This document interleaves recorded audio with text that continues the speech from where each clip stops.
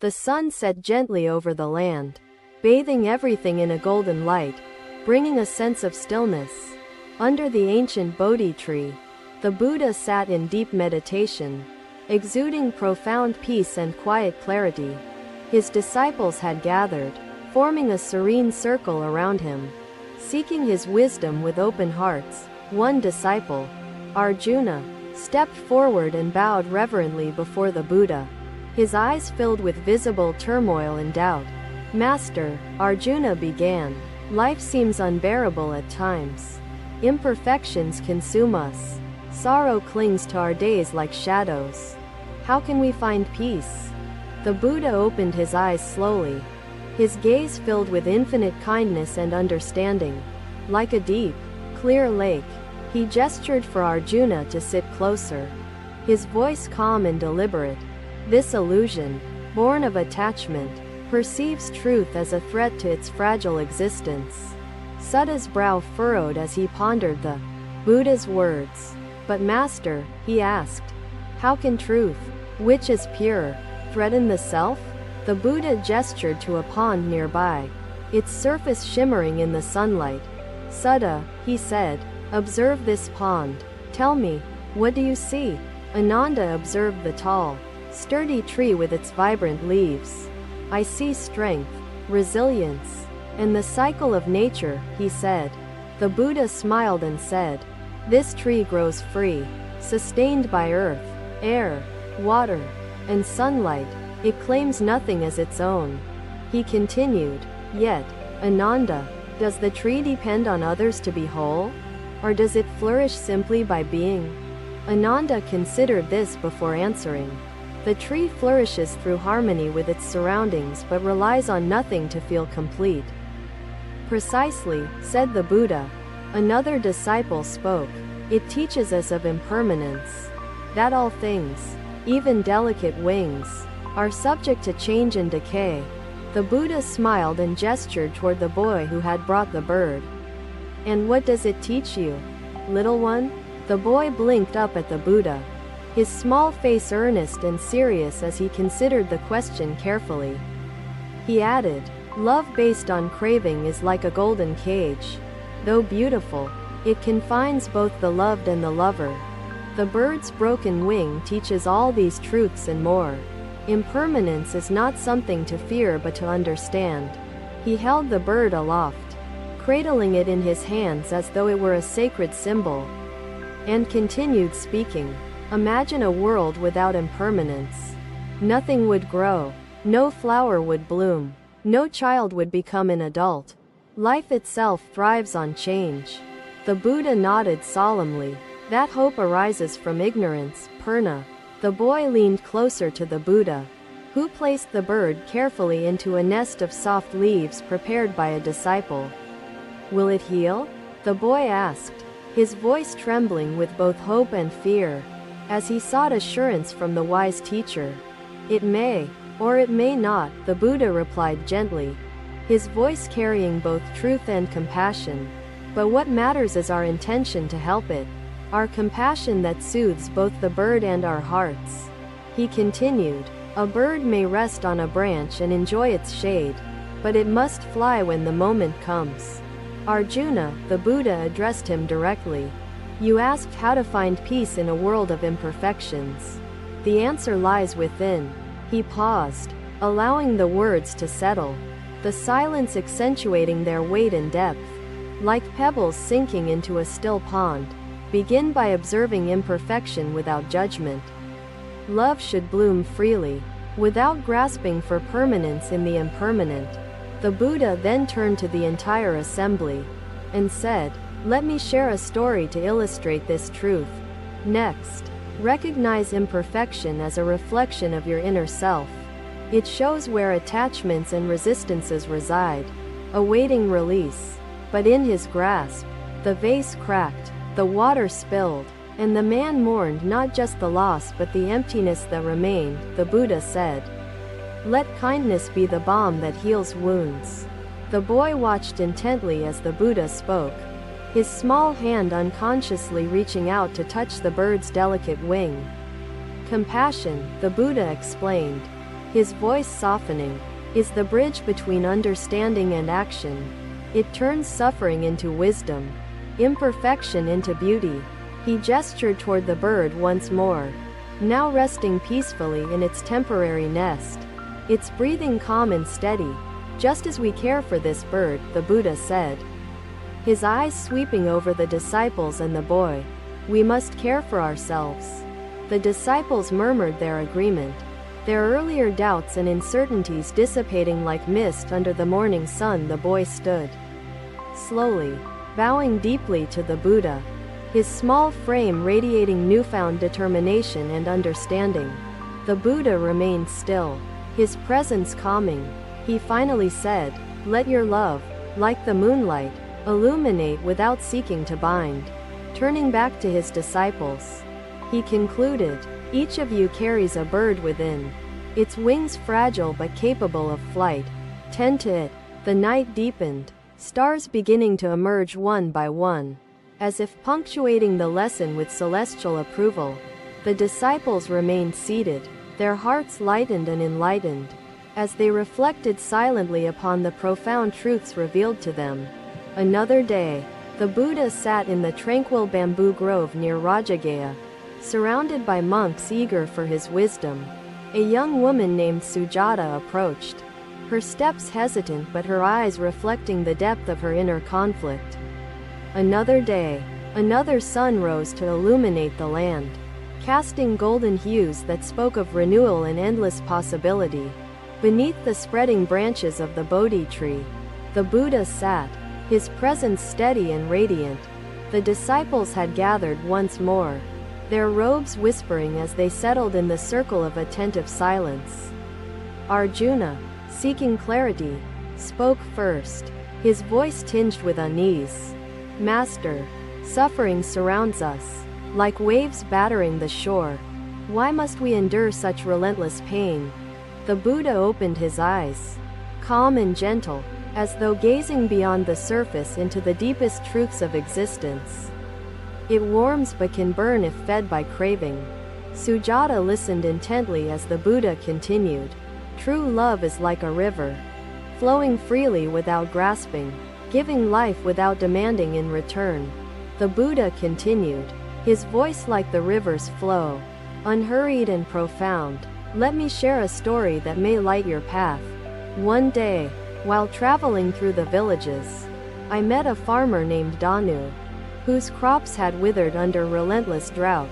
He approached me, his despair etched deeply into his face, pleading, 'Master, why does life punish the honest laborer?' I asked him to accompany me to the edge of the field, where we gazed at the parched soil. 'Tell me, Dhanu,' I said, 'does the earth hold anger for the drought that strikes it, or does it wait?' He stared at the dry cracks beneath his feet, his brows furrowing as he struggled to understand the meaning hidden within my question. 'The earth waits,' he replied hesitantly. 'It waits for the rains to return, for the cycle to shift. And so must we,' I told him gently. 'Suffering is a drought upon the soul.' 'Exactly, Sujata. Let your love be like the lotus, free from attachment yet full of compassion.' The Buddha paused in recounting the tale, glancing at Arjuna and the disciples, gauging their reactions. 'Suffering,' he explained, "is not purposeless. It arises from desire, attachment, and fear, teaching us where we must grow and where we must release." Arjuna lowered his gaze, reflecting on the clarity the Buddha's words bestowed upon his troubled thoughts. Another disciple, Malini, spoke, her voice steady but inquisitive. "Master, what of suffering caused by others? How do we endure wounds inflicted by unkind hands?" The Buddha's expression softened further, his tone growing more introspective. "To face such suffering," the Buddha answered, "requires a dual effort, understanding and compassion. To understand the root is to lessen its grip upon the heart."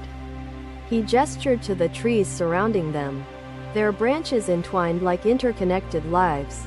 Compassion flows like these branches, reaching outward and inward simultaneously. strengthening the spirit as it heals the wounds of disconnection. Malini nodded, her hands folding as though in prayer. Seeking to internalize the wisdom entrusted to her, the Buddha continued with another tale to illuminate his teaching further. In another village, I met a woman named Priya, grieving for a child lost too soon. Her tears formed rivers.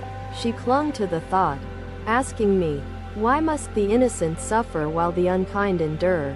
What justice is there in such imbalance? I guided Priya to the riverside and told her to watch the flow of water and speak what she observed. The river flows steadily, she noted, but sometimes it splits, rushing around rocks, unable to take all of its waters forward. I told her, life flows as the river does, sometimes rushing forward, sometimes splitting, but never stagnant.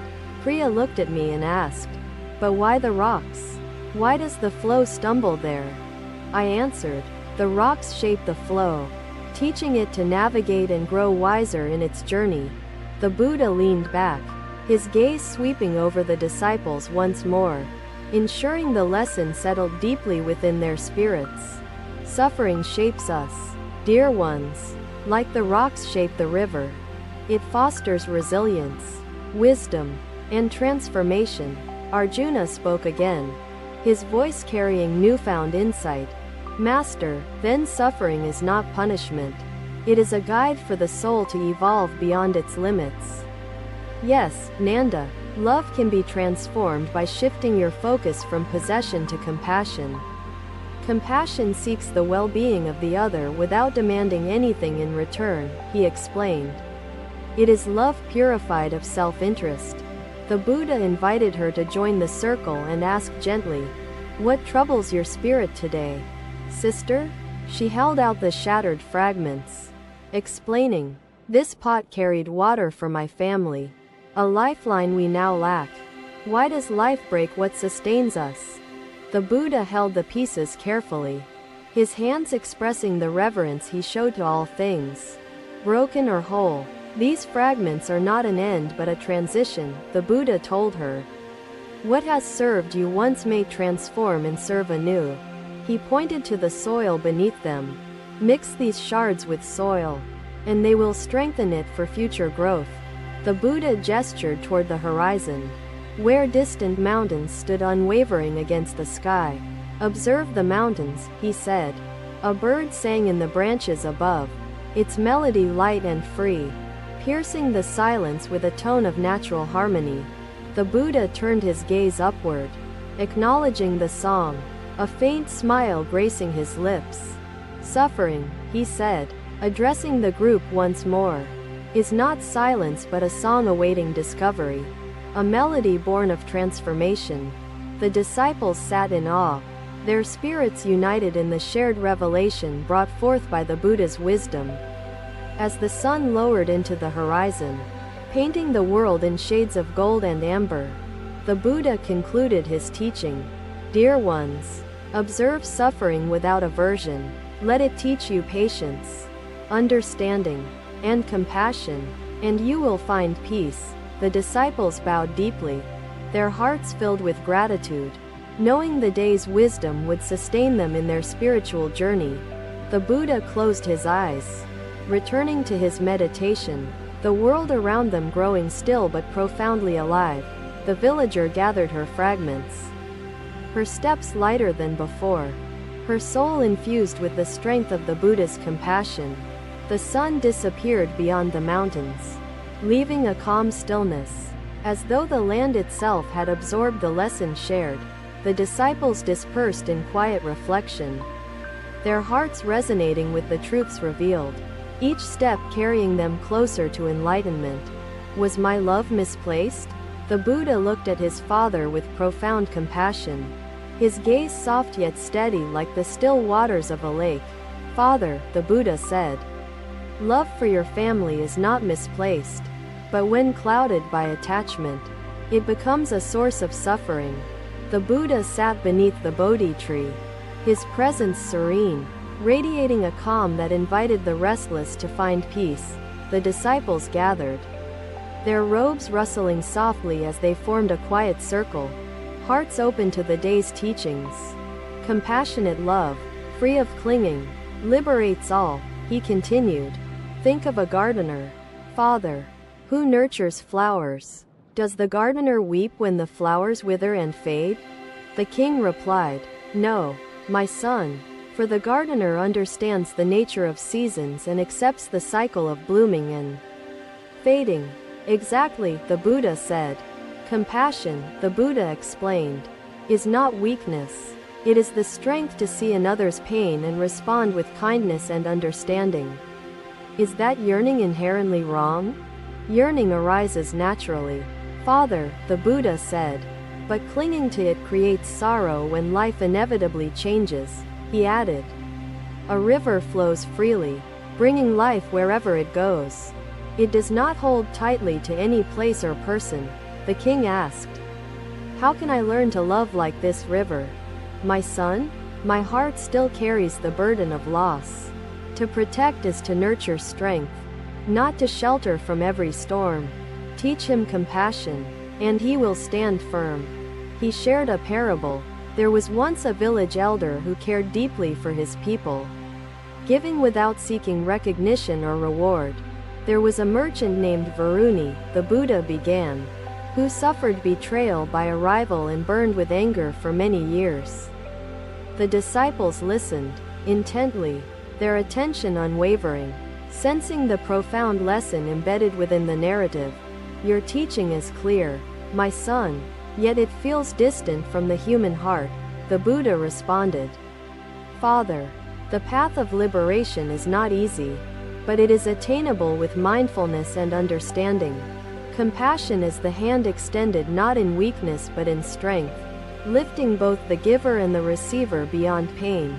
Varuni wept upon hearing my words, her anger melting into tears of release, her heart lightened by the balm of compassion. Compassion arises not from denial but from deep awareness and acceptance, he explained. To feel is human, to cling to those feelings, seeking permanence in them, is what leads to suffering, the king said. Your words bring clarity, my son, but how do I let go of the pain I have carried? The Buddha gestured to a nearby tree and said, Father, see this tree? Arjuna spoke again, his voice filled with awe and curiosity. Master, does compassion not make us vulnerable, opening our hearts to potential harm and disappointment? The Buddha smiled, his expression radiating understanding and patience. Compassion, he replied, is not without risk, but it is the risk worth taking, for it leads us to true connection.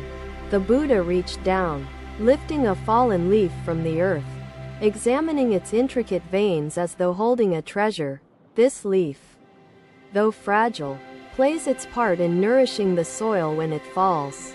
Compassion is the same. He placed the leaf gently upon the ground, his gesture reverent, as though honoring its role in the cycle of life. Each grain is separate, yet together they form the earth that nourishes life, he said. In recognizing our shared struggles, we find the strength to lift each other. Compassion begins within, he said, by recognizing the seeds of anger and fear within your own heart and transforming them with understanding. He gestured toward the mother and child once more, illustrating his teaching with the simplicity of their bond. A mother does not turn her child away for stumbling. Instead, she embraces him and teaches him to walk again. The mother smiled softly, her eyes glistening with tears, as she cradled her child closer, her fears replaced by quiet resolve. The Buddha continued his teaching with another tale, his voice weaving a narrative that captivated every heart present. The young woman who had spoken earlier stepped forward, her voice steady despite her hardships. Lord, can acceptance truly heal the wounds left by suffering? Buddha's gaze was kind yet firm as he replied, healing begins when we stop resisting and start embracing the truth of what is. He pointed to the barren fields, their emptiness echoing the villagers' plight. Even this land, though barren now, holds the potential for renewal when nurtured with care and patience, he said. The villagers, inspired by his words, exchanged glances filled with newfound determination. Buddha's voice carried the weight of timeless wisdom as he continued, "Remember, impermanence is not an enemy to be feared but a teacher to be embraced." Surya pondered my words and eventually chose to forgive, finding that his own heart felt lighter. Unburdened by hatred, the Buddha turned to his disciples, his gaze steady and kind.